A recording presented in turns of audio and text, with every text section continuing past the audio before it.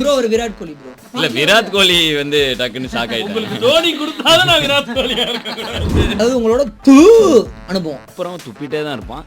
நம்ம வந்து அதை கேட்டுக்க கூடாது. நிறைய துப்புனாங்க. நம்ம என்னன்னு உள்ள பார்த்து துப்புல, நம்ம வெளியில பார்த்தோன்னே துப்பிடுவாங்க. உங்க வீட்ல எப்படி ஃபர்ஸ்ட் கன்வின்ஸ் பண்ணீங்க? பேரண்ட்ஸ் எப்படின்னா நம்ம பையன் நல்லா வருவான் அப்படிங்கிற ஒரு கனவுல இருப்பாங்க. அந்த டைம்ல உங்களுக்கு ஒரு பேஷன் இருந்துச்சுன்னா அதை எடுத்து சொல்லி புரிய வைக்கணும். நீ கஷ்டப்படணுங்கிறதுக்காக நான் இதெல்லாம் பண்ணலடா, நான் இல்லாதப்ப நீ கஷ்டப்பட கூடாதுங்கிறதுக்கு தான் இதை பண்ணேன். இந்த டைம் மேனேஜ்மெண்ட் எப்படி? ஃபோன் யூசேஜை குறைக்கணும். டிஸ்ட்ராக்ஷன்ஸ் வந்துகிட்டு இருக்கப்போ அதை நம்ம விளக்கினாலே நம்மளோட ஃபோக்கஸ் ஸ்ட்ரைட்டாக இருக்கும். உங்களுக்கு டல்லாகும் போது எது வந்து ஃபில் பண்ணும்? ஃபீல் பண்ணி லோன் ஆறுறதுக்குள்ளே பசங்க வந்து என்ன பிடிச்சிப்பாங்க. இப்போ வீட்டுக்கு போகிறப்ப அப்படியே எங்கள் அப்பா உட்காந்துருக்காரு, டிவி ஏதோ நியூஸ் பார்த்துக்கிட்டு இருக்காரு, அப்படியே கிராஸ் பண்ண என்னடா என்ன இது அப்பா அதை அடிச்சு தனி ஒரு ஒன்று எப்படி இந்த மாதிரி படம் பண்ணிகிட்டே இருக்க போறியா, இல்லை லைஃப்பில் ஏதாவது லைஃப்க்கு ஏதாவது பண்ணிக்க போறியா?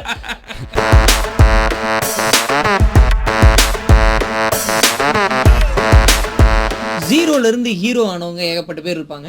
ஸோ கோயம்புத்தூர்லேருந்து ஒருத்தர் வந்தார் மச்சி, இன்னொருத்தர் திருச்சியிலேருந்து வந்தார் மச்சி. சரி, ஸோ ஃபர்ஸ்ட் படம் பெரிய ஹிட் ஆகும் கன்ஃபார்மாக, மியூசியம் இருக்கு. இன்னொருத்தர் திருச்சி சொல்லாம சொல்ல போறேன்னு பார்த்தா நேரா சொல்லிட்டேன், மியூசியம் இருக்கு. ஆதிதான் வந்து எதுக்கு இந்த பில்டப், இதுல என்ன பெருமை, போடா எருமைங்கிறார் என்ன. ஸோ ஹிப்ஹாப் தமிழ் ஆதி. அப்புறம் திருச்சியிலேருந்து வந்து இன்னைக்கு YouTube south India YouTube brand ambassador. அந்த பில்டப்ல மனசு சவுத் இந்தியாவோட பிராண்ட் அம்பாசிடரா இருக்காரு. யூடியூப்ல நிறைய பண்ணிருக்காரு. யூடியூப் ஸ்டார் எங்களோட விக்கி அவரும் இருக்காரு. நீங்க தோனி ப்ரோ ஒரு விராட் கோலி ப்ரோ. இல்ல விராட் கோலி வந்து டக்குன்னு ஷாக் ஆயிட்டேன். உங்களுக்கு தோனி கொடுத்தாலும் நான் விராட் கோலியா இருக்கேன். நீ பாக்குற யங்ஸ்டர்ஸ் அவங்க பேஷன் நோக்கி டிராவல் பண்றதுக்கு அவங்க கான்ஃபிடன்ஸ் தராம ஒரு 4 விஷயம் உங்ககிட்ட கேட்கலாம் அப்படின்னா. சரி, ஃபர்ஸ்ட் என்னன்னா அது உங்களோட அனுபவம். எனக்கு அது மறக்கவே மறக்காது. ஏன்னா வந்து ஃபர்ஸ்ட் ஒரு இடத்துல ஒரு ரெக்கார்ட் லேபிளில் போயிட்டு இந்த ஆல்பம்லாம் போடுறோம். அவங்களும் ஃபர்ஸ்ட் ஒரு 4 பாட்டு கேட்டாங்க. என்னது எல்லாத்துலேயும் தமிழன்டான்னு ஒரு பாட்டு, தமிழ் தெரியும்னு ஒரு பாட்டு, மனிதன் தமிழன், வாட் இஸ் திஸ் அபவுட் அப்படின்னாங்க. இல்லைங்க இது தமிழோட பெருமையிலேருந்து ஆரம்பிச்சு கொஞ்சம் கொஞ்சமாக தமிழ் பற்றி வருங்க. இத்தனைக்கும் அவன் நார்த் இந்தியன் இருந்தால் கூட நான் கொஞ்சம் கூட கஷ்டப்பட்டுருக்கவே மாட்டேன். விட்டுலாம் போயிடலாம். தமிழுங்கிறது விற்கவே விற்காது. இதை வச்சு எதுவும் பண்ணாதீங்க. ஹிப்ஹாப்னு சொல்லிட்டு பாருங்கள் எத்தனை ராக் பேண்ட் இருக்காங்க நம்ம ஊரில், இங்கிலீஷ் பாட்டு இதுதான் மார்க்கெட்டு அப்படின்னு சொன்னாங்க. அவங்க சொன்னது என்னென்னா ஒரு 100 சிடி போட்டால் ஒரு 80 பேர் வாங்கிப்பாங்க, 200 சிடி போட்டால் ஒரு 150 பேர் வாங்கிப்பாங்க. இப்படி தான் அந்த டைமில் ஒரு சிடிக்கான மார்க்கெட்டு இண்டிபெண்டன்ட் சர்க்கியூட்டில் இருந்துச்சு. அப்போ இண்டிபெண்டன்ட் மியூசிக்னு ஒன்று கிடையாது. நான் என்ன சொன்னேன்னா, சார் நீங்கள் சொல்கிறது சின்ன இண்டிபெண்டன்ட் மியூசிக் சார், நான் சொல்கிறது தமிழ்நாடு முழுக்க இருக்கவங்க இந்த இண்டிபெண்டன்ட் மியூசிக்கை கேட்கலாங்கிற மாதிரி ஒரு விஷயம். இதை வச்சு தமிழை வச்சு தமிழ்லாம் விற்காத தம்பி கிளம்புனாங்க. அந்த ஆல்பம் 2012 திருப்பி அதே ஆல்பம் தான் வந்து அந்த வருஷத்தோட பெஸ்ட் செல்லர் ஆச்சு. அப்போ ஒரு டைம் அவங்கள நான் அதே ஆளை பார்த்தேன். உங்களுக்கு என்னப்பா தமிழ்னு வச்சுட்டு அதை வச்சு வித்துட்டு இருக்கீங்க அப்படின்னு.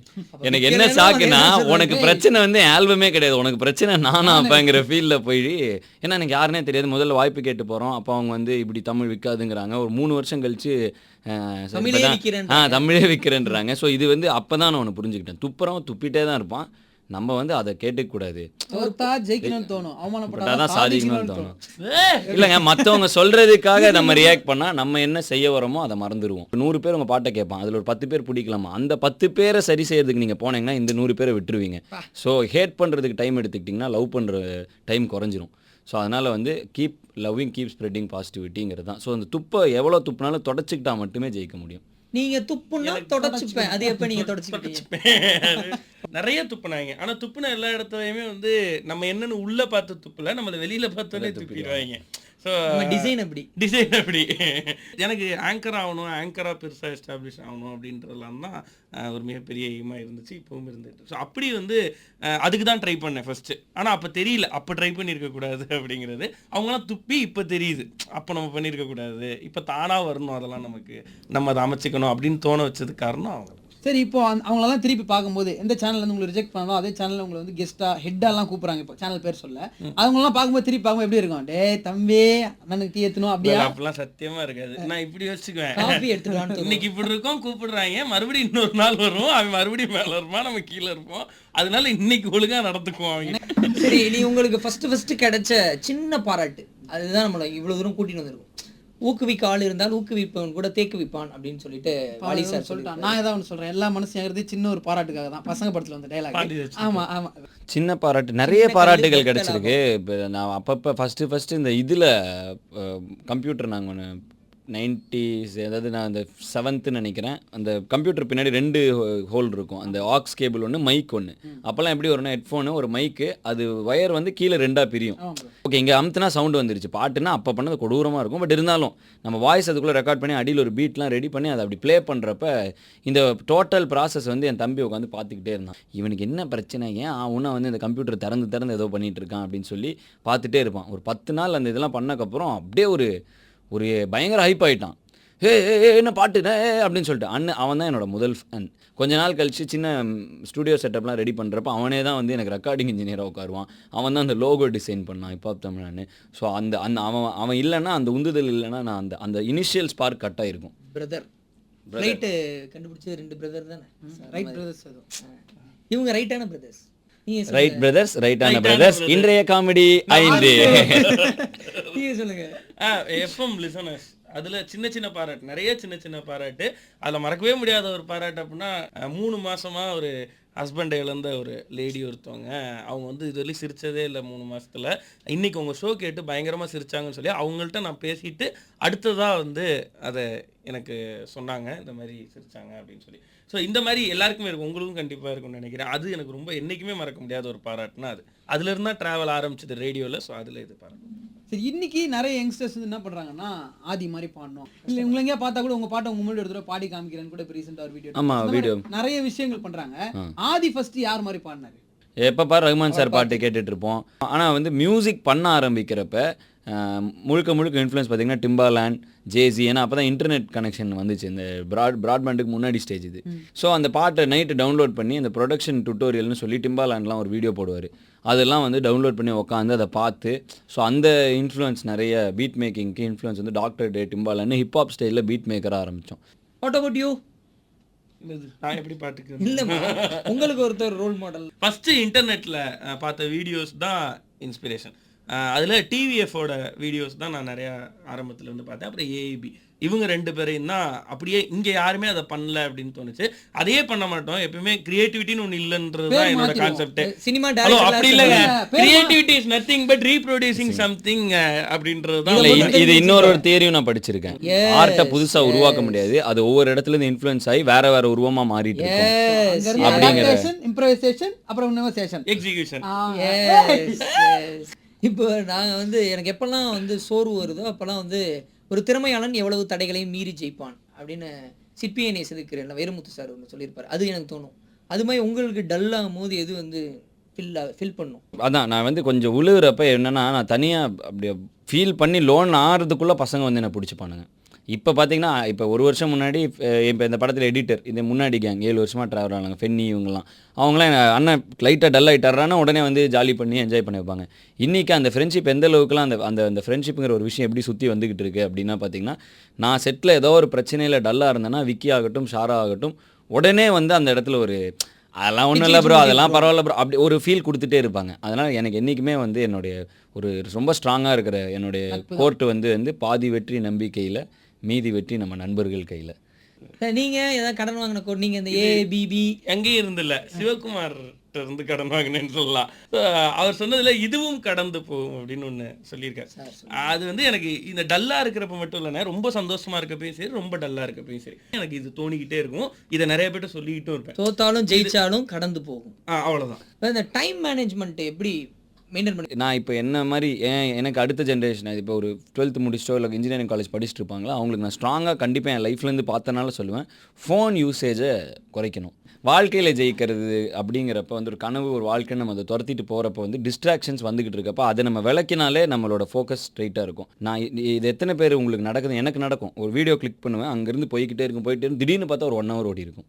இதை தூக்கி வச்சுக்கிட்டாலே அந்த டே ஃபுல்லாக நம்மளுக்கு ப்ரொடக்டிவாக இருக்கும், டே ஃபுல்லாக நம்ம ஃபோக்கஸ்டாகவே இருப்போம். What about you? நீங்க டைம் மேனேஜ் பண்ற அளவுக்கு நான் இன்னும் பிஸியா ஆகல. நீங்க யூடியூப், டிவி, வேலைங்க நிறைய வேலை இழுத்து போட்டு செஞ்சிடுறது. அதுக்கு அப்படி டைம் மேனேஜ் பண்ணணும். நிறைய வேலைகளை நம்ம செய்யணும் அப்படின்னா ஒரு வேலையை ஆரம்பிக்கிறப்ப மட்டும்தானே அதுக்கு நிறைய டைம் தேவைப்படும். அப்போ அந்த டைமை கொடுத்துடணும். அதை கிரியேட் பண்ற வழியும், அதை கிரியேட் பண்ணதுக்கு அப்புறம் சஸ்டெயின் பண்றப்ப நம்ம வெறுமனே அதனுடைய அவுட்டை மட்டும் பாக்குற இடத்துக்கு காலேஜ் போய் அப்ளிகேஷன் கொடுத்தா மட்டும் போதும், அவ்வளவுதான். மிச்சதெல்லாம் தானா நடக்கிற மாதிரி அது ஆட்டோமேட்டட் மோடுக்கு அந்த வேலையை மாத்தி விட்டோம்னா நம்மளால 10 வேலை 20 வேலை கூட பார்க்க முடியும்.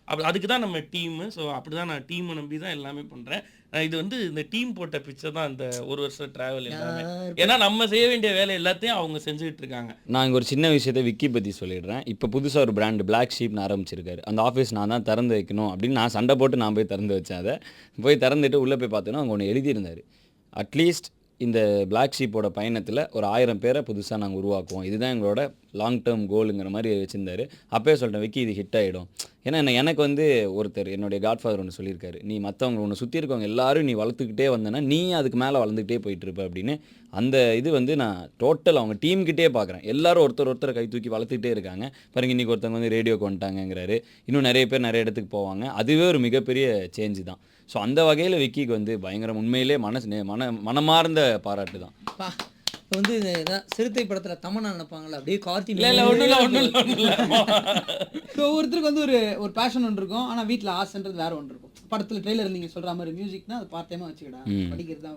ஸோ உங்க வீட்ல எப்படி ஃபர்ஸ்ட் கன்வின்ஸ் பண்ணீங்க? கன்வின்ஸ்லாம் பண்ணல, அதான் ஓடி வந்துட்டேன் வீட்டு விட்டு. இல்ல இப்போ பாக்குற யங்ஸ்டர்ஸ்க்கு நீங்க சொல்லணும் அப்படின்னா ஒரு எக்ஸாம்பிள் தயவு செஞ்சு அதெல்லாம் பண்ணிடாதீங்க. என் வாழ்க்கையிலேருந்தே நான் எடுத்து சொல்லிடுறேன். பேரண்ட்ஸ் எப்படின்னா நம்ம பையன் நல்லா வருவான் அப்படிங்கிற ஒரு கனவுல இருப்பாங்க. அந்த டைமில் உங்களுக்கு ஒரு பேஷன் இருந்துச்சுன்னா அதை எடுத்து சொல்லி புரிய வைக்கணும். அவங்களுக்கு புரியல அப்படின்னா அவங்க சொல்கிற விஷயத்த பண்ணிட்டே அவங்களுக்கு ஒரு கான்ஃபிடென்ஸை கொடுத்துட்டே நம்ம வந்து நம்மளுக்கு என்ன தேவையோ அதை செஞ்சுட்டே வரலாம். நான் என்ன பண்ணிட்டேன்னா இன்ஜினியரிங் முடிச்சேனே, இல்லை நான் ஃபுல் டைம் மியூசிக் பண்ணுவேன், சென்னை போவேன், சாதிப்பேன் இப்படிலாம் சொன்னேன்னா எங்கள் அப்பா எடுத்து சொன்னார், நீ கஷ்டப்படணுங்கிறதுக்காக நான் இதெல்லாம் பண்ணலடா, நான் இல்லாதப்ப நீ கஷ்டப்படக்கூடாதுங்கிறதுக்கு தான் இதை பண்ணேன். அப்போ உட்காந்து கொஞ்ச நேரம் யோசிக்கிறப்ப அன்றைக்கி அப்பா வந்து வில்லனாக நினச்சிட்டு கிளம்பி போகிறோம். 1 இயர் கழிச்சு தான் புரியுது அவ்வளோ ஹர்ட் பண்ணிட்டோம் நம்ம பேரண்ட்ஸை. நம்ம நல்லா இருக்கணும்னு நினைக்கிறவங்க நம்ம இவ்வளோ ஹர்ட் பண்ணுறோமேனு. இன்றைக்கி இருக்கிற பசங்க கண்டிப்பாக அந்த ஃபேஸ், அந்த இன்ஜினியரிங் முடிக்கிற ஃபேஸ் வரப்போ, பிளேஸ்மெண்ட்டாக இதெல்லாம் வரப்போ நம்மளுக்கு பேரண்ட்ஸ் மேலே ஒரு இது வரும். அப்படி வந்தாலும் அவங்களுக்கு புரிய வைக்க ட்ரை பண்ணால், இல்லை அவங்க சொல்கிற விஷயத்தை எடுத்து கொஞ்ச நேரம் இன்ட்ரோஸ்பெக்ட் பண்ணணும். அது தப்பாக கூட இருக்கலாம், இருந்தாலும் அதை நம்ம நல்லதுக்காக தான் சொல்லுவாங்க, அதுலேயும் ஏதாவது ஒரு உண்மை இருக்கும். ஸோ அதை எடுத்துகிட்டு அதை கொஞ்சம் அனலைஸ் பண்ணி நவருங்க. அந்த வேகம் எல்லாருக்கும் நமக்கு இருக்கும். அந்த வேகம் வந்து ஒரு கோவமாக மாறும். அந்த கோவம் கடைசியில் சமுதாயத்து மேலே ஒரு கோவமாக மாறும். அது நம்மளை நெகட்டிவாக கூட கொண்டு போகிறதுக்கான வாய்ப்பு இருக்குது. ஆனால் இந்த வீடியோவை பார்த்துட்டு இருந்தீங்கன்னா கண்டிப்பாக ஒன்று புரிஞ்சுக்குங்க. வாழ்க்கையில் நான் பட்டதை வச்சு சொல்கிறேன். வாழ்க்கைக்காக நிறைய பேர் கனவை தொலைப்பான், கனவுக்காக நிறைய பேர் வாழ்க்கையை தொலைச்சிட்டு நடுரோட்டில் நிற்பான். அதாவது நம்ம கனவில் தோத்துட்டா கூட பரவாயில்ல, ஆனால் வாழ்க்கையில் தோத்துடக்கூடாது. ஸோ அதுக்காக கனவை ஒரு பக்கம் வச்சுட்டு வாழ்க்கையில் ஸ்டேபிள் ஆகிட்டே போங்க. அதுக்கு தான் இந்த படிப்புலாம் உங்களுக்கு ஒரு பேக்கப்பாக இருக்கும். அதே சமயத்தில் உங்கள் கனவையும் துரத்திட்டு வரலாம். எனக்கு மேலே இருக்கவங்க என்னை விட திறமைசாலிங்க அவங்களாம் இல்லை, என் தம்பிங்களா சில பேர் இருப்பாங்களா, அவங்களுக்கு நான் சொல்கிறது என்னென்னா அப்பா அம்மா சொல்கிறத கண்டிப்பாக கேளுங்க, அதில் ஏதோ ஒரு விஷயம் இருக்கும். எப்படி உங்க அம்மா அப்பா எப்படி முதுகுல தட்டினாங்களா இல்லை? எங்க வீட்டுல இன்னைக்கு வரலையுமே இப்போ வரலையுமே நாங்க இன்டர்வியூ கொடுத்து பையனை பார்த்துக்குங்கப்பா, அவங்க உங்களுக்கு கால் பண்ணி தம்பி அவனை கொஞ்சம் பார்த்துக்கப்பா, அவனுக்கு ஒன்றும் தெரியாது, அவன் என்ன ஏமாந்துக்கிட்டு தான் இருக்கான், பொறுப்பு இல்லை அப்படிதான் சொல்லுவாங்க. எல்லாத்துக்கும் மேல எங்க வீட்டுல இப்பவும் சொல்ற ஒரு விஷயம் தெரியுங்களா, போன மாசம் கூட சொன்னாங்க எம்ப்ளாய்மெண்ட்டை நான் ரெனியூ பண்ணணும். அதுவும் இவங்களுக்கு இன்ஃப்ளூயன்ஸ் இருக்கா எங்க அப்பாவுக்கு, அதனால அது என்ன பிடபிள்யூடில எனக்கு வேலை வாங்கி தரோம். உங்க வீடியோ எல்லாம் பாத்துருக்காங்களா அவங்க? இல்ல நீங்க என்ன சொல்லிருக்கீங்க? அட என்ன சொல்றாங்கிறீங்க, ஒரு கவர்மெண்ட் வேலை வாங்கி தரேன்னு சொல்றப்பே அவங்க நோக்கம் என்னவா இருக்கு, காலையில போய் நீ கையெழுத்து போட்டு நீ பட்டுக்கோ வேலைக்கு போயிடலாமா? எங்க வீட்டிலங்க ஆம்பளை படம் முடிச்சுட்டு இந்த படம்லாம் போயிட்டு இருக்கு, அடுத்து இன்டர்நெட்லாம் தனி ஒருவன் கமிட் ஆகிட்டேன். அப்படியே ஒரு நாள் போய் அப்படியே உட்காந்து வீட்டுக்கு போகிறப்ப அப்படியே எங்கள் அப்பா உட்காந்துருக்காரு, டிவி ஏதோ நியூஸ் பார்த்துக்கிட்டு இருந்தார். அப்படியே கிராஸ் பண்ண என்னடா என்ன இது அப்பா, அது அடுத்து தனி ஒருவன் எப்படி இந்த மாதிரி படம் பண்ணிகிட்டே இருக்க போறியா, இல்லை லைஃப்பில் ஏதாவது லைஃப்க்கு ஏதாவது பண்ணிக்க போறியா? நான் அப்படியே பார்க்குறேன் என்ன நம்ம மியூசிக் டைரக்டர் அதுலாம் வெளில பேசிக்கிறாங்க, இவர் என்ன இப்படி நம்ம ஜெயிக்கிறோம். அப்பா விக்கி வீட்டுக்கு வந்து கோயம்புத்தூருக்கு போகிறோம் ஆடியோ லஞ்சுக்கு, மால் ஃபுல்லாக அடிச்சு பத்துறாங்க, யாரையும் சுற்றி நிற்கிறாங்க, அவ்வளோ பெரிய க்ரௌடு மாலில். தெரியும் எனக்கு இந்தியா பாகிஸ்தான் மேட்ச், சுற்றி நின்று பார்த்துட்டு கத்திட்டு இருக்காங்க. இவர் எல்லாத்தையும் பார்த்துருக்காரு. அங்கேருந்து வீட்டுக்கு போனோன்னே இது மாதிரி அதாவது இந்த படம் பார்த்ததுல சூரிய வம்சம் அதேதான் இவர் போயிட்டு நல்லா போச்சு நிறைய வந்திருந்தாங்க. அவ்வளவுதான் அவரோட ரியாக்ஷன்.